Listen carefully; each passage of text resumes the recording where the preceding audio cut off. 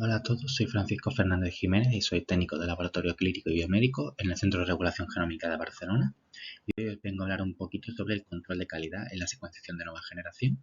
Aquí os presento un poco de lo que es el workflow, desde primero la extracción de ácido nucleico, que lo realizan los investigadores, que se realiza un primer control de calidad, después la preparación de la librería, que es donde consiste en la adición mediante PCR de los adaptadores de Illumina para la formación de clústeres en el sequencing, que también tiene un control de calidad, y por último un análisis informático de los datos. Hoy vengo a hablar un poquito sobre el control de calidad de este tipo de muestras, en concreto RNA, DNA, chip y librerías. Comentaros únicamente de chip, que es inmunoprecipitación de cromatina, que básicamente se usa para el estudio de la interacción entre las proteínas y el material genético, o para también sirve como estudio de los factores de transcripción del material genético, y solamente se realiza nosotros realizamos el control de calidad con una técnica igual que el DNA genómico, que ya os lo explicaré. Empezamos con el RNA, que últimamente estoy trabajando bastante con RNA, y nos interesan dos tipos de parámetros. Uno es la pureza, que la medimos al nanodrop, y otro es la integridad que la medimos con el bioanalyzer. El nanodrop es un aparato de espectrofotometría de microvolúmenes. ¿Por qué? Porque utiliza un microlitro de muestra, 2 a lo sumo. Básicamente este aparato lo que hacemos es añadir un microlitro de muestra. Aquí levantamos la pletina, echamos aquí el microlitro, cerramos y el aparato crea una burbuja que permite la lectura de ese microlitro de muestra y nos va a dar tanto la cuantificación del RNA como la pureza medida en los ratios de 260, 230, 260, 280.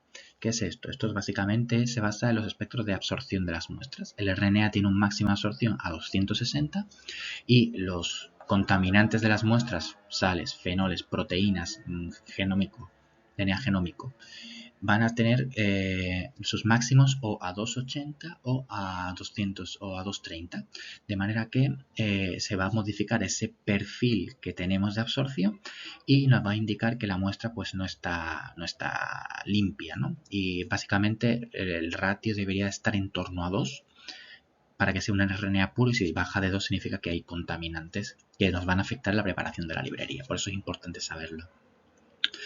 ¿El equipo es fiable en la concentración? No es el equipo más fiable si la muestra no está limpia. Como está en la muestra sucia, es cierto que la cuantificación por nanodrop es un poco limitada, pero nos hace dar una idea de cuánto de sucia está esa muestra. Por lo tanto, seguimos usándole. Nos parece un factor interesante tener en cuenta. Aquí tenéis el máximo de absorción a 260 de un RNA limpio, y aquí tenéis pues el A sería el normal, y por diferentes componentes como la guanidina o los fenoles del proceso de extracción, pues veis que este perfil se va modificando y se va desplazando, en este caso hacia el 280. Esto ya, esta ratio ya serían menores de 2. Entonces ya indicaría que el RNA está sucio. Y ya tenemos el bioanalyzer. El bioanalyzer básicamente es un equipo de electroforesis de microfluídica, en el que tenemos un chip, que es este de aquí, donde se cargan las muestras, y con un sistema de microcapilares que por donde van pasando y se va realizando la electroforesis, de manera que la veis con un gel, pues en un equipo de microcanales. O sea, es increíble. Y este aparato nos va a dar primero la cuantificación exclusiva de RNA, porque tienen dyes que se unen específicamente al material nucleico, y nos va a dar el RNA Integrity Number, que es básicamente lo que nos va a indicar es cómo degradado o no está esa muestra, que se basa básicamente en la lectura de los picos del RNA ribosómico 18S y 28S para eucariota. ¿Cuál es la ventaja de este equipo? Que es muy preciso a la hora de cuantificar, sobre todo si estás dentro de lo que es las especificaciones del kit, y además necesita un microlitro de muestra, es muy poquito. ¿Cuál es la ventaja? Que si esas muestras están muy sucias, normalmente el RAN se acaba alterando, acaban apareciendo picos que no corresponden a las muestras, o por ejemplo la baseline, que debería de ser plana, pues aparece subida, ¿no? Entonces es como, esto no sirve para una cuantificación fiable del RNA. Aquí tenéis el chip, que sería aquí donde cargaríamos las muestras, Y aquí es donde cargamos los geles por donde van a pasar todas las muestras. Como veis, es un sistema de microcanales que pues pasan todas las muestras por el canal principal. Y esto sería un poco el perfil de RNA íntegro, ¿no? Un RNA de 10, de calidad, que está completo con un perfil el que tiene el 18S y un pico de 28S más elevado que el de 18 y más amplio. Eso sería un RNA íntegro.